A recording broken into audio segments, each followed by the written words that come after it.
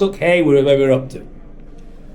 We mentioned yesterday that God had left the Jews, so God had left many areas of the land of Canaan not conquered by Yoshua, and the purpose was in order to test the next generation. It wasn't a punishment.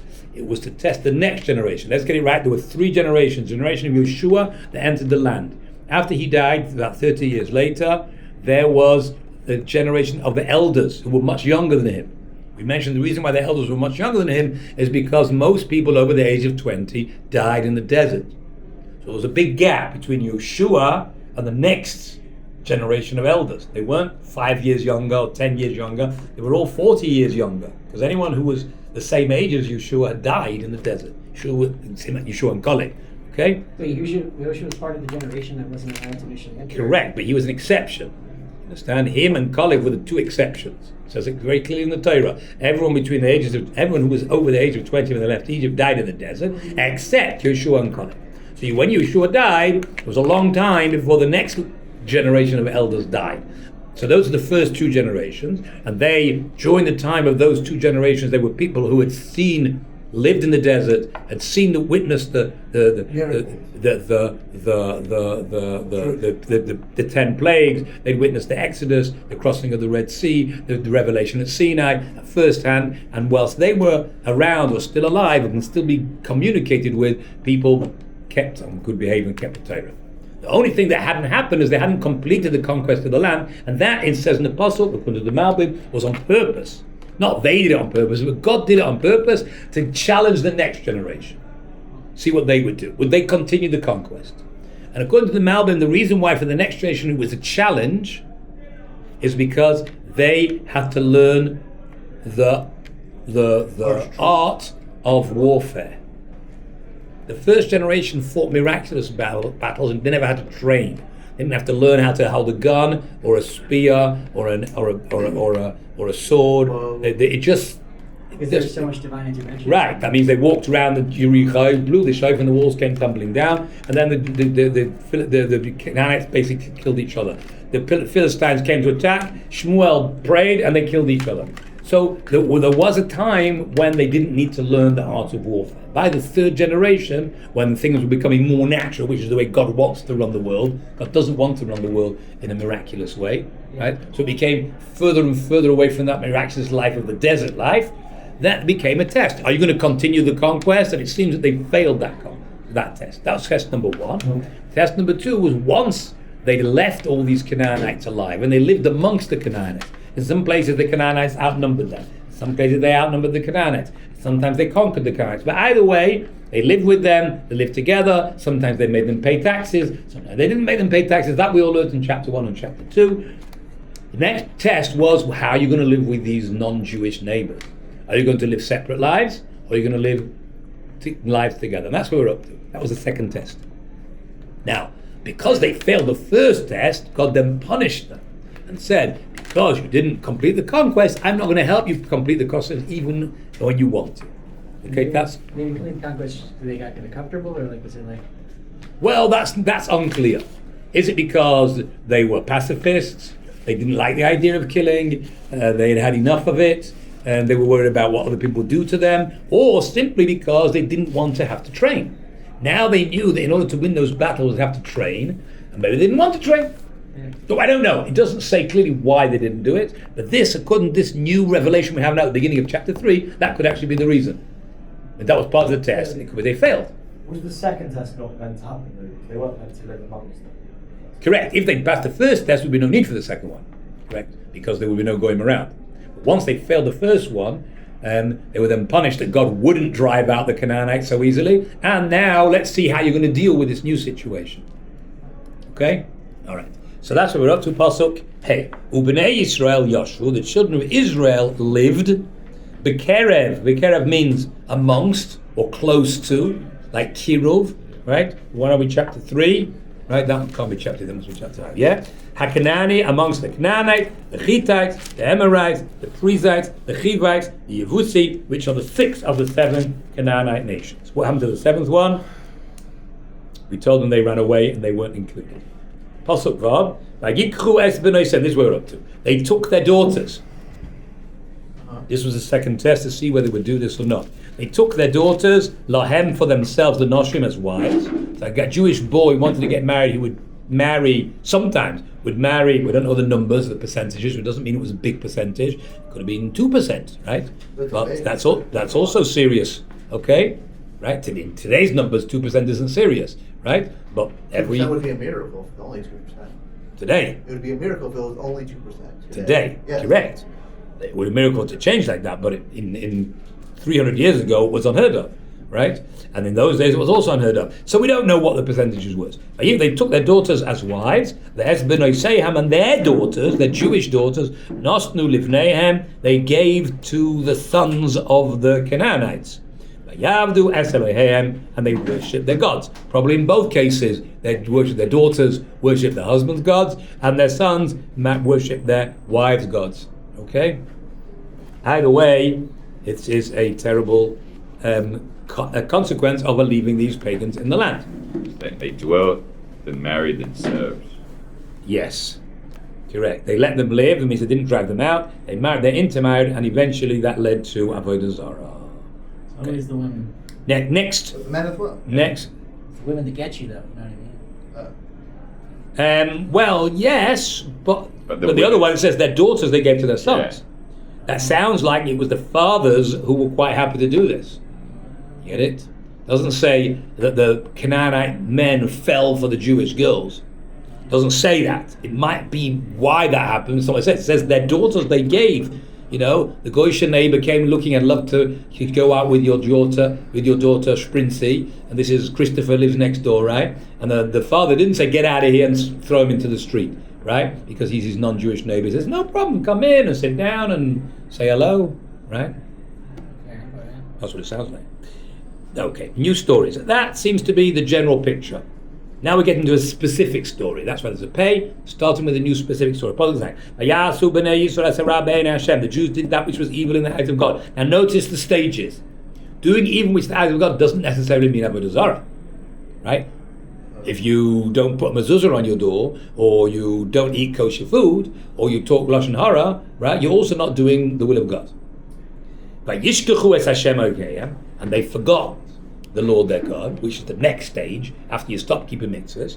And the next stage is they worship the trees and the Baalim of the gods, the Asheros, and the trees, right? Which is an Asherah is a worshipping tree. A tree that is dedicated to Avodah Zarah. That can be any type of tree, or is that? I don't think so. I think they probably have special trees. It's probably something related to either the northern, like the Christians have a Christmas tree, right?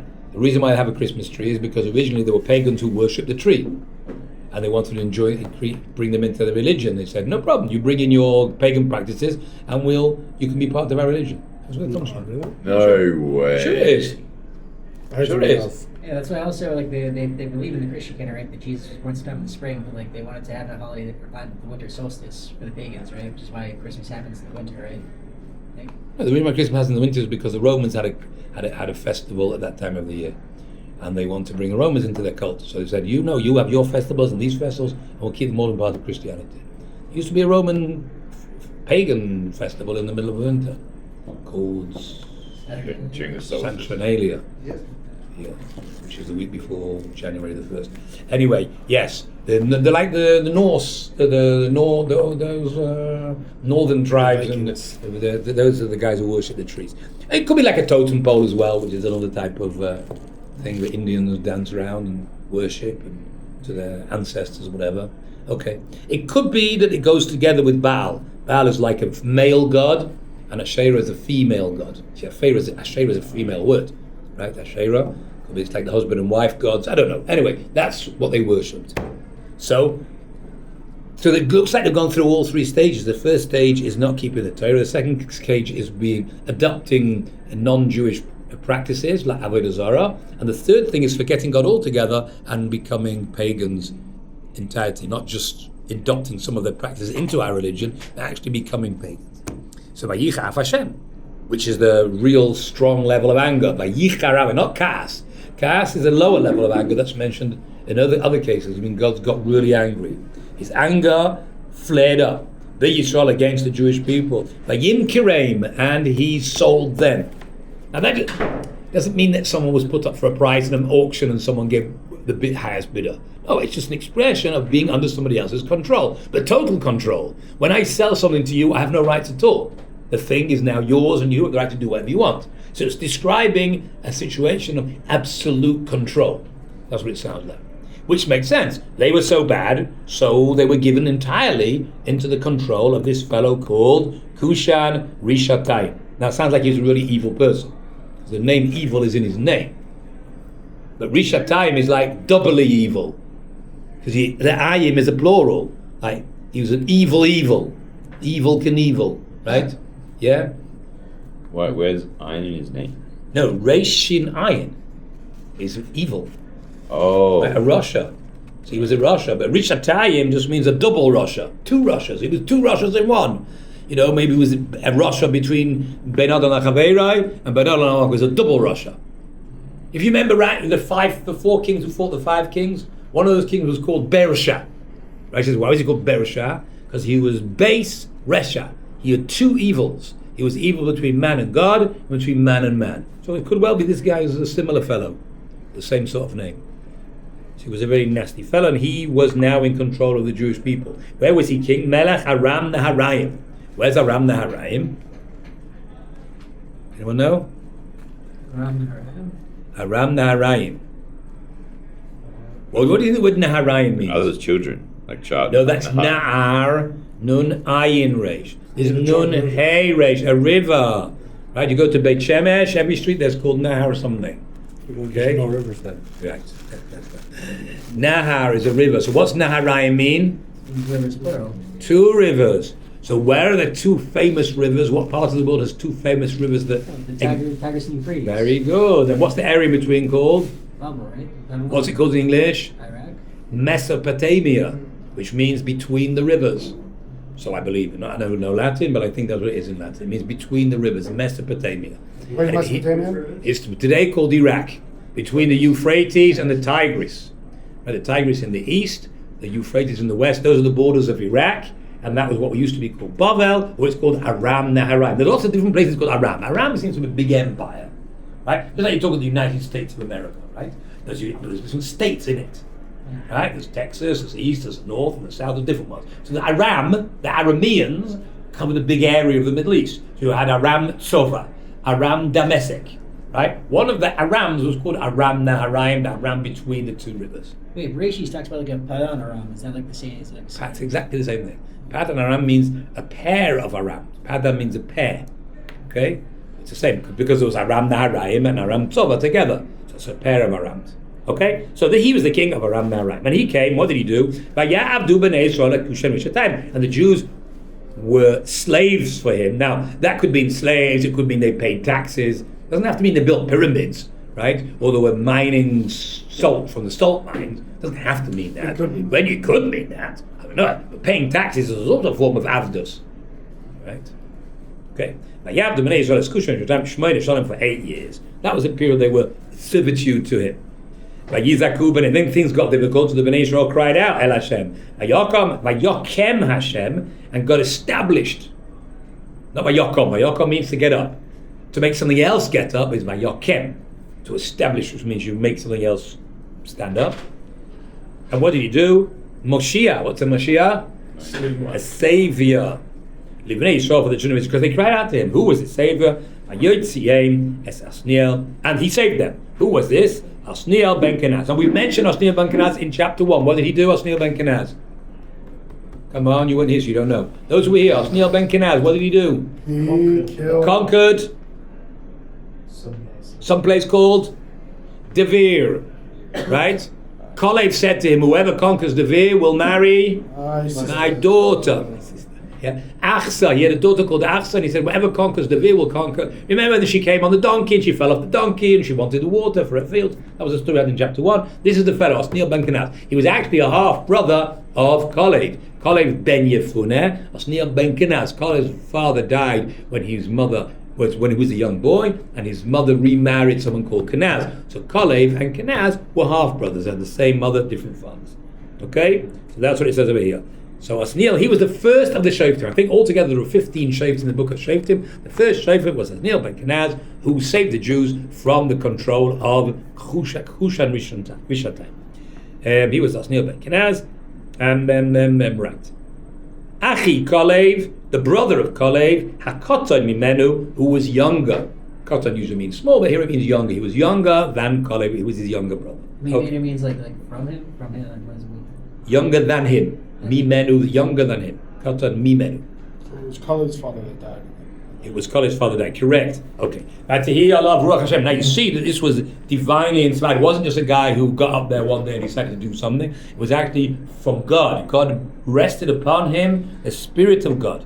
And he judged the Jewish people, which might mean literally judged as a judge.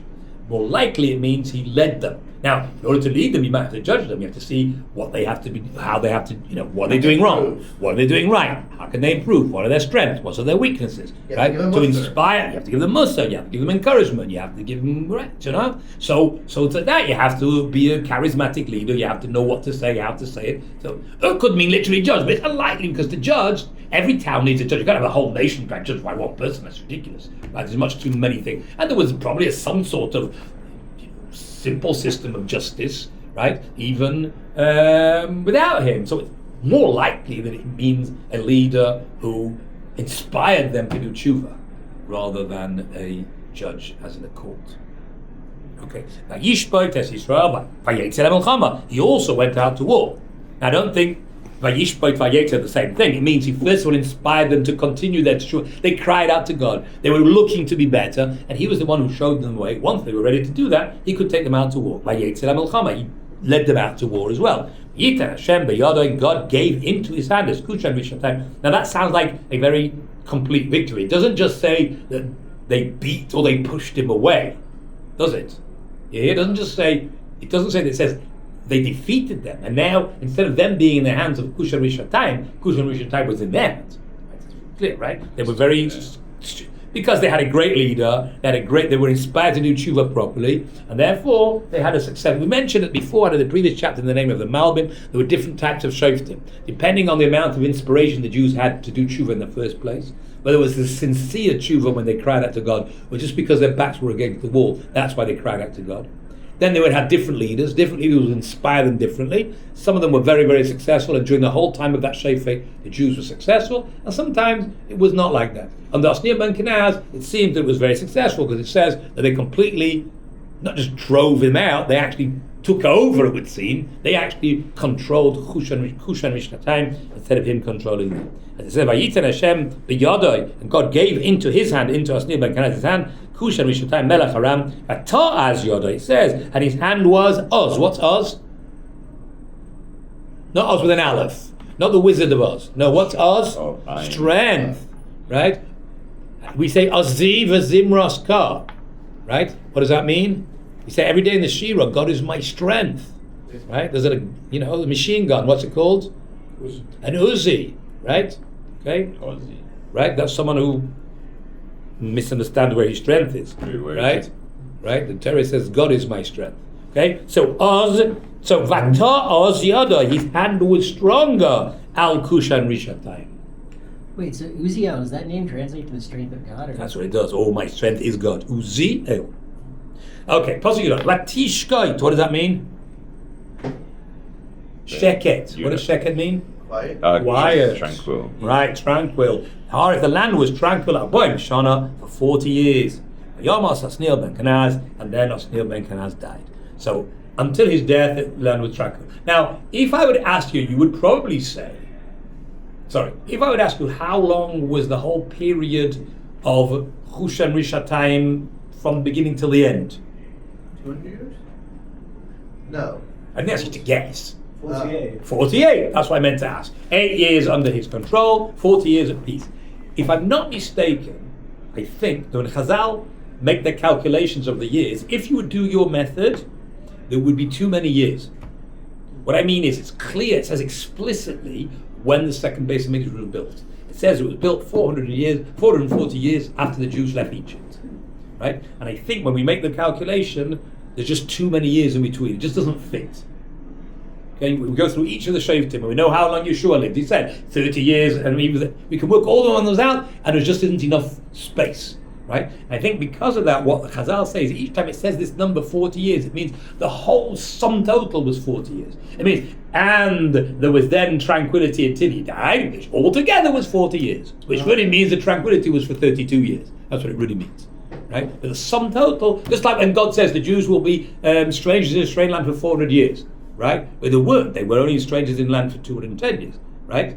It means they were strangers without a land, and they were. Sorry, it says, and they will serve for 400 years. They didn't. They were only served for about 86 years. It means that they will be strangers for 400 years, and in that 400 years, some of that will be years of servitude.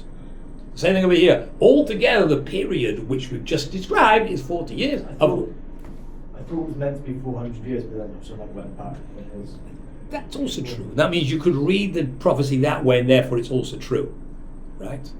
But the simple way to read it is that they were 400 years strangers, of which some of it was servitude. Okay? All right. Wait, so we don't know whether it was 48 or 40, or we do know that it was 48? Well, I wasn't there, right? So what do you mean they would know? All I can say is the way Chazal make the calculations is that it wasn't 48, it was 40. We need to be pretty certain then, or to know what year the current year is, right? I understand. What does it mean what the current year is? No. What difference does it make? So it'll be 8 years out, so Mashiach. what's Mashiach got to do with it? I know 6,000 is not like. That's what bothers you. I want to see it. Okay. All right. Yes, as far as I know, Chazal say it was 40 years, not 40. It just won't work out if the current year that we have today, which is 5, 4, whatever, 8, 6, is based on the assumption that this was 40, not 48. Gotcha. Okay, and all the way through we'll get the same. I think it's the same as far as I know. When I say I'm not sure, it's just I can't remember. That's all. Doesn't mean Chazal aren't sure. Right? All these calculations were made by a rabbi called Rabbi Yossi ben Chalafta, who lived at the same time as Rabbi Yehuda and also he wrote the Mishnah. He wrote a book called Seder Olam, and in there, that's like the standard calculation of Jewish history from the rabbinic perspective. And there he goes from the creation until his own time, and he calculates all these problematic numbers. You know, like for example, the Jews were in Egypt for how many years? It says in the Torah, it says 400 years. It says it. Not they're going to be, it says, and they were in Egypt for 400 years. It's explicitly in the Chumash, right? And yet it's impossible for that to be true. Yeah. Because you just look at the years, we know who came down to Egypt, we know how long he lived, you know how long his son lived, and we know that his son left Egypt when he was 80. It's just not enough, there's nowhere near 400 years, right? So you have to do something. So this is the one book which is then used by the Gemara and lots of other sources, but that's where it's all worked out. All this, the kings of Israel and the kings of Judah, how their years correlated. This is one of the problems. How you fit in those 440 years with all these numbers that we have, and this is the solution. The 40 is the sum total of the period, not 40 years. Okay. So the land was quiet, and altogether was 40 years, and then Osniel died. Okay, Parshat Yud Beis. Next shofet. The first shofet was not so much happened, but he overruled, not saved them, overruled, took them out to war, and inspired them, and even was overpowered Chushan Rishatayim. You'll notice that usually the shofet is from a different tribe, and the people are being attacked from a different kingdom. There's lots of variables over here. Now, Yosifu b'nei Yisrael says Rabbi Hashem. Once Osniel died, so the children of Israel continued to do that which was bad in the eyes of God. Now, how bad was it? Doesn't say. Doesn't say they worshipped the Baal and the Asherah, but they might have done, because continuing to do that which was bad just might mean what the previous ones had done bad. But weren't there still people who lived in the time of what's his name, who are still alive? Why did you ask that question now? Because why didn't you ask that question on Osniel ben Kenaz?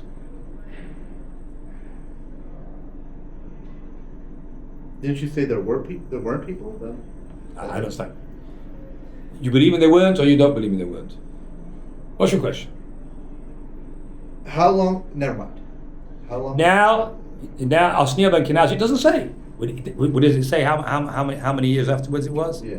Have we any way of knowing when Osniel ben Kenaz became the leader?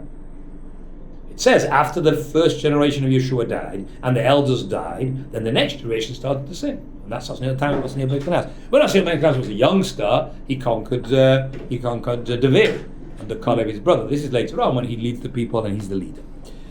So the children of Israel continued that which was bad in the eyes of God. Again, that could either mean that they didn't keep the mitzvahs or they even did have Avodah Zarah. It's a bit unclear how bad they were. Now this is also interesting. God gave strength to Eglon. It doesn't just say that Eglon decided one day to go and fight the Jews and he won. No, it says God strengthened him. That sounds like naturally he didn't stand a chance. Not like by Kushan Rishayim, didn't say that. It didn't say Kushan Rishayim was given divine strength to defeat the Jews. He may have, God put it in his mind to go and defeat the Jews. But Kushan Rishayim had a big army and he natural had the power to go. Here, God had to give strength to someone who didn't actually have that strength. By Yechazek Hashem es Eglon, God made him strong. Good. Now, the guy's name is Eglon, which is a very interesting name. What is an Egel? Egel is a cat, right? That's a calf, right? As in a baby cow, which is an interesting name. Now, it could be that it means something else in the language that he spoke, but presumably this is written in the Hebrew in order to give us an indication of something, description of him. Wasn't that one of... Very good. Go on. David's wife. Going on to King David's wife, he called her Eglah. But that was probably a nickname, because she was cute. So although It's not a very affectionate nickname. No, that's only because you're not a cow farmer. Yeah. I mean, just like you can call people Deer. Bird or... No, I'm saying he what was his name? He was here. Israel. Yeah. If you were a sheep farmer like he was, you could use the word sheep as an affectionate term. Little lamb. I mean, yeah. I mean, we even have a Yiddish name. I have a friend called Shepsi, which means a sheep. That's what it means. So it would seem that you had a pet cow. We look at cows as being big and fat, right? But you could be cute, little calf. Yeah. Okay, all right. So the Eglon is a bit of a funny thing because Eglon, the word lon means small. So a small calf. He wasn't small, he was very big. Now, Agalah means a wagon. So I don't know if it was a big like a truck. When what was King David's was? No, it's an Eglah, not Agalah, Eglah. Iron. Eglah. No, they're both I with an I. One's an Egel, one's an Agalah. So she was an Eglah, which is the feminine of Egel, right? And Agalah is a wagon. I'm never gonna make All right. Eglon Melech Moab. See, he was the king of Moab, Al Yisrael, and he now became stronger over Israel, but God gave him this strength. Why? Why did God do this? Al Ki Asu Es Hara Be'en Hashem. Because Asu they did as Rabbi Leader. They did what was evil in the eyes of God. So God gave him the strength to overpower the Jews. And what did he do? He gathered to him, he had a coalition with other forces. As Bnei Ammon, who was a natural relation, because Ammon and Moab are relatives. The original Ammon and Moab, the founders of the nation, were brothers and cousins. Because they were both sons of the daughters of Lot, but they were both sons of Lot. So they were brothers and cousins at the same time. All right, Lot's two daughters married Lot. One had a son called Moab, one had a son called Ammon. So those Ammon and Moab were brothers because they had the same father. But the others They were cousins because their mothers were sisters. The others didn't marry Lot, did they? Or, So what? they, But they had sexual relations, they had a child from him. So that means that their sons were Lot's sons. And their sons were also cousins, right? Okay, so Ammon and Moab are a natural, get it? Yeah. They were brothers and cousins, Yeah. right? Okay, Oh. Ammon and Moab were natural, but who's Amalek? Amalek also joined. Who's Amalek? He's our arch enemy. Yeah. Right, who is Amalek? The son of uh, Eliphaz, who was Esau's. He was Esau's grandson. So they're also related. We're all related, actually. The Jews and Amalek and Ammon and Moab, we're all related because we're all descended from Abraham and his nephew. Okay, so they all joined up, Bnei Ammon and Amalek, Ayelech, and he went, means he led them, Vayaches Israel, and he struck the Jews. Vayirushu es Ir Hatamorim. And what did they do? They took over, they inherited, or it means here they took over the city of dates. Now, city of dates is another name for, come on, the first class. city of dates. Another name for Jericho. Jericho. Very good. But I heard subsequently the reason why it's called the city of dates and not Jericho is because Yehoshua puts a curse on anyone who builds Jericho. There was a tremendous miracle happened. That was the first city they conquered. They walked around the city walls and the walls came tumbling down. So Yeshua didn't want to take away that miracle, wanted to be able to see the evidence of that miracle by the walls which had fallen into the ground. And if you rebuild the city, no one's going to see the foundations of those walls. And therefore he put a curse on anyone who rebuilds the city of Jericho. So it could be the city of dates was a city nearby, right? And they didn't call it New Jericho or anything like that. They gave it a different name in order not to be associated with the original Jericho city. Okay, so it's called the city of dates, but it's in the same area. So he attacked and he actually beat them and he took control of the city of Jericho. And the Jews served him. Now, how many Jews? Did all the Jews do this? Possibly. I mean, he beat them in battle and he took over one of the cities. But he could be from there he administered, or that was his control center, and all the Jews had to pay their dues to him. D-U-E-S, right? Good. Melech Moab, Shemona Esher, altogether for 18 years. They were under his control 18 years. By Yizaku b'nei Yisrael Hashem, so the Jews cried out to Hashem. And God established for them a savior. Who is he? Ehud ben Gera ben Hayimini. When did they start crying out? Did they start crying out immediately? Did they start crying out like 10 years down? Did they start crying out 18 years down? Like, what do you think? I don't know. Anyone want to take a vote? I would vote after 18 years, right? Like, Anyone else got an opinion? Yeah. That's what I assume as well. I assumed God answered them immediately. Why wouldn't they got 18 years to answer them? I mean, I do, but I don't know why it would. I presume it took them 18 years before they had had enough, right? And I don't know, it could be got worse after the 18 years. It could just had enough. You know, you have to hold a cup. It gets heavier the longer you have to hold it, even though it's not really getting heavier, right? So at some point they'd had enough, and but probably he made it worse for them. But I don't know. Now, what does it mean, Ben Hayimini? Ben Hayimini, this Ehud fellow, remember him, he's the second of the Shoftim. The first one was Sniel ben Kenaz against Kushan Rishatayim. The second was Ehud ben Gera, and he was Ben Hayimini. That means a Benjaminite. It does not mean that he was right-handed, because he wasn't. He was left-handed. Why does it lose the base then? No idea. Ben Hayimini doesn't lose anything. Benjaminite. Binyamin. Binyamin has got one base. There's also got Ben Hayimini. Oh.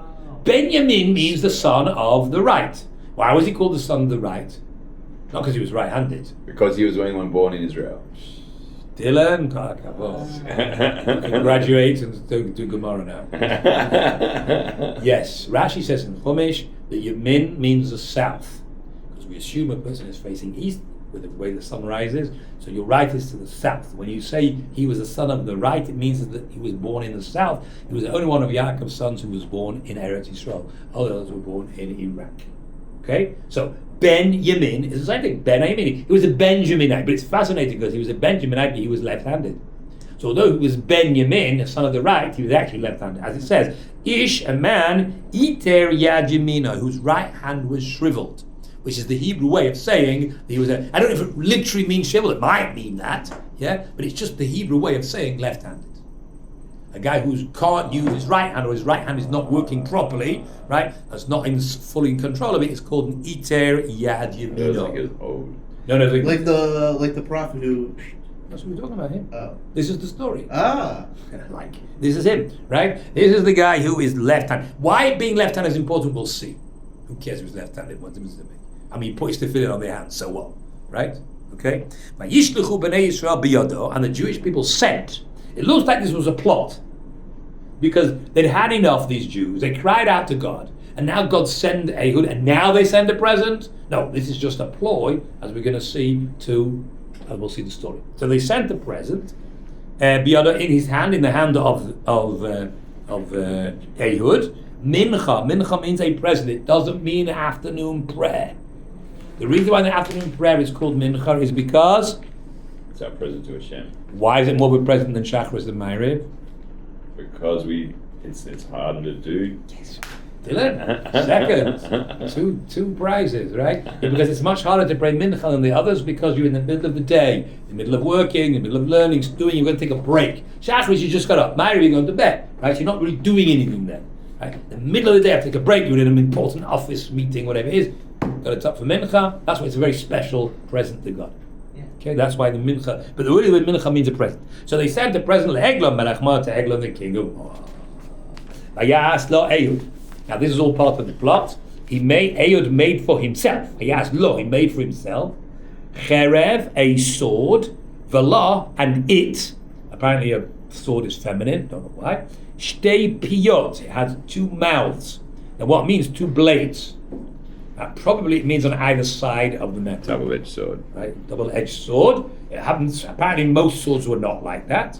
Right, you cut with one side. There was no need to do the other side. The reason why this is double-edged is because I think it's quicker.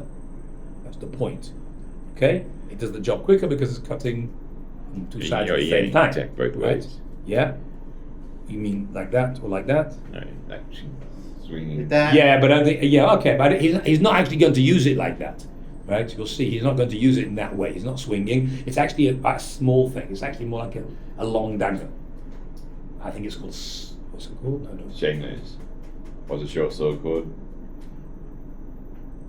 no, short sword is called a short sword. There are many different types of it. Is there a word for a short sword? There is. It's like a. No, Like this long. Yeah, it's like.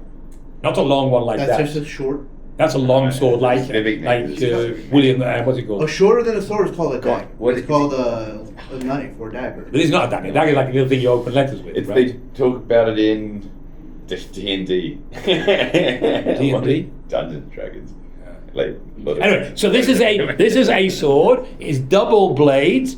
Gomed orka. That's an interesting word. Gomed. It really means an hammer. This is how long Hammer. it is from here to here. Oh. The gomed. That's how long the sword is. It's not very short, but it's not very long either. All right.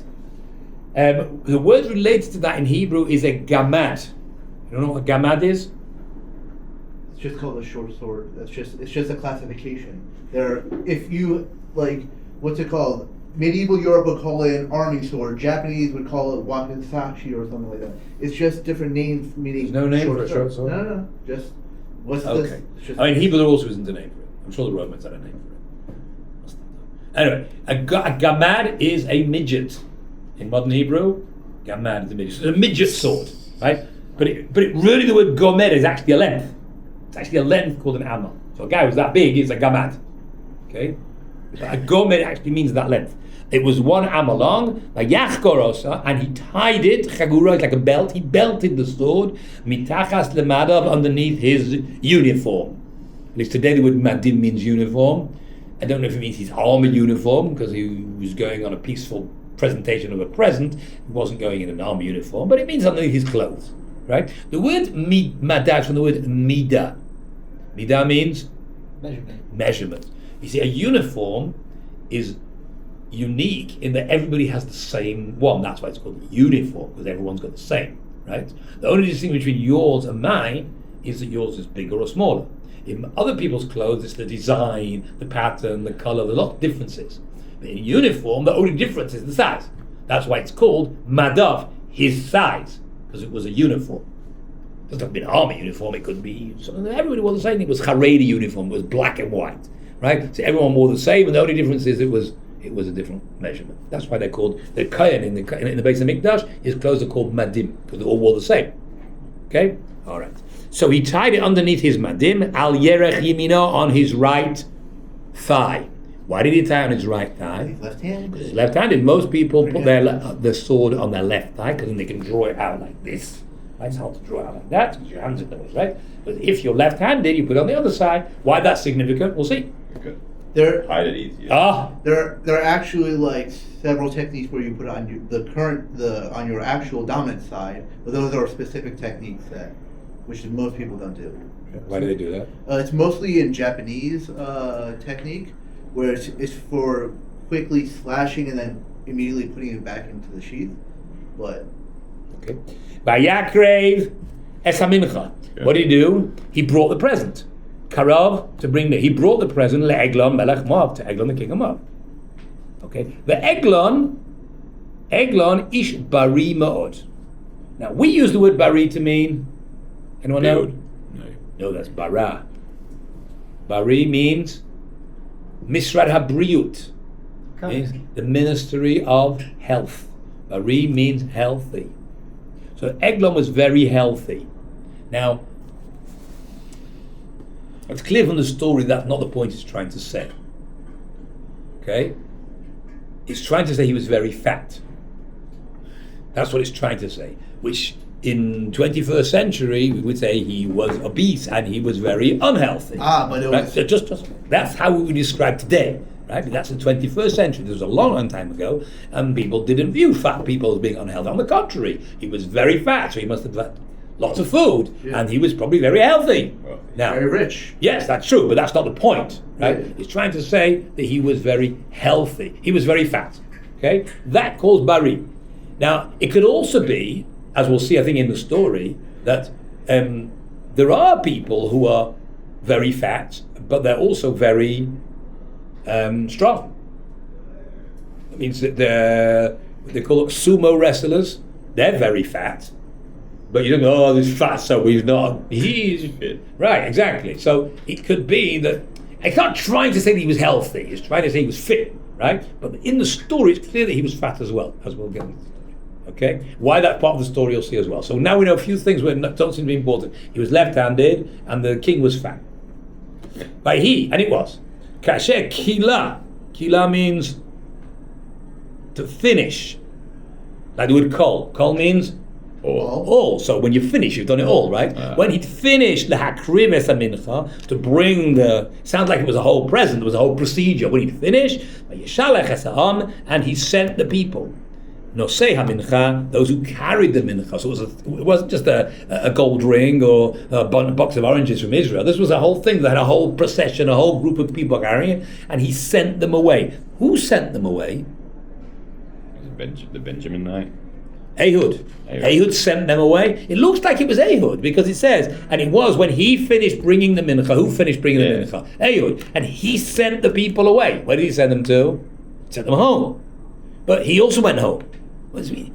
So I thought it meant the king sent, oh, thank you very much, and the king sent them home. But the king doesn't appear in the Parsha. It doesn't say, and when he finished giving the mincha, the king sent them away. It says he, usually a pronoun refers to the last mentioned noun. The last mentioned noun was Ehud. And he sent the people away. So I heard that he now had a plan that he wanted to assassinate Eglon. That was his plan. But he didn't want to put anyone else in danger. And then we had to make sure that everybody else was out of the region. And that way he could then, whatever he could do, he was worried about himself. He didn't have to worry about them. He didn't have to put them in danger, even though sending them away put him possibly in more danger, because he was now going to do this on his own, right? But there's two things he didn't have to worry about then, and so it gave him maybe more leeway to do it also. He wasn't putting them in danger because he was doing it on his own. So he first of all sent them away, and they would be a long way away when this assassination took place, and they wouldn't get them. So that's the first thing he did. But he also sent them home, and then he went home. But who shav min hapsilim? He went to a place called Psilim. You got 10 minutes. Oh, it's Monday. Yeah. Right, so I've got to finish in a minute. Yeah. Okay. Psilim means a quarry. Meaning a place where what's a pesel? An idol. Right, which you make from a piece of stone. You take a piece of stone, you chisel it. This was a place of chiseling, which means a quarry. I don't know why it's important in the story. Asher es Gilgal, which is near Gilgal, so it's clear that he wasn't in Eglon's palace. Eglon's palace presumably was somewhere in Moab. Okay, and he then left that and gone back to the Gilgal. He'd sent the other people ahead, so they were a long way. He left, came to the quarry near Gilgal. Gilgal is near the Jordan. And then he said, means he came back, because it says, who shav? He came back from the Psilim, which is near Gilgal. And then he said, he came into the king's palace back. Devar seter li'elech hamelech. I have a secret for you, O king. Seter is hidden. I've got a secret to tell you. And I have to tell you this in private. Now, I would have been suspicious. This is a member of the enemy who've been controlling, and they're obviously probably not happy with it, right, for the last 18 years. And he says, Has means quiet. Just a minute. Vayomer has. He says, quiet. Quiet means, I don't want you to tell me the secret yet until everyone leaves. Don't tell me, don't tell me now, I don't trust all these people. If it's a secret, then do it on our own. And they went away from upon him all those who were standing by him. So all his servants, all his bodyguards, all left, which is what Ehud hoped would happen. But it wasn't actually Ehud's idea. He didn't say, it's a secret, I don't want anyone else to hear, you have to send everyone. He didn't say that. He just said, I've got a secret for you. And the king said, okay, tell everyone else to leave. I told everyone to leave. Right. So why was he not suspicious that Ehud would try to do something? So what do you think? He's been disarmed. Well, okay. First of all, the assumption is you got checked when you came into the You palace. got a present. But because also, so there's 2 points. A, they probably only check people on their on their left side. Now, it's true that let's say 5% of the population are left-handed, right? But until very recently, they used to force people who were left-handed to become right-handed, right? I mean, when I say recently, I know my sister told me in her class, my older sister in her class, the teacher tied somebody's hand. Someone who was left-handed, they tied their left hand so she would learn to write with her right hand. Now, I don't know how long that's been going on for. I don't know if this was done in the olden days, but it seems that's the point. He wasn't checked because it was not worth a while checking people on the right legs. We didn't do that. It was a very clumsy way to hold your sword. But for him, it was. So that's why it's important. The other point is Dylan's right. They just gave him a present. Okay, this big fancy present. So they presume the Jews have come to terms with our reign and they're happy with us. Okay, and also Ehud only did it when he was on his own. He sent everybody else away, right? So he's going to attack. He's putting himself in danger doing it on his own. Okay, He's a warrior king. What? He's what? He's a warrior king. He's not some pushover. Okay, right, exactly. This guy's baris. You have to know this guy's very fat and healthy. He's fat, not in the sense that he can't move because he's fat. He's Like a sumo a- wrestler. like a That's Hawaiian why actor. once he's been disarmed, or once he's been checked, he doesn't have anything. You can't strangle the king, right? Because the king will just squash him. He's one of those big guys who just goes. Like, and those you guys, fall- like the guys from Hawaii, though, they're really big. They have a lot of fat, but they're also New Zealand. So if he was like Oh, that, that, it would make sense why he wasn't worried that this little snips, this yeshiva bacha, right? He's not going to do very much to him. So he was okay with leaving on his own. He he wasn't armed. What can he do now? Okay, that's why. And he says he's got a secret. So he says he's got, and it wasn't just a secret. What was it? A hidden snow. Will you say what it was? Is it? Let's just do the next puzzle. The Ehud Ba'elav, so Ehud came closer to him. Everybody left the room. Ehud came towards him. V'hu Yoshem, and he was sitting Ba'aliyas HaMakeira. Now, an aliyah means, come on, Rise up, lift up. lift up. So what's an aliyah? The attic. Throne. Oh. He was in an attic. Not in an attic where you keep pictures of your grandmother. No. It was just higher up. Makeira is from the word kar. Kar means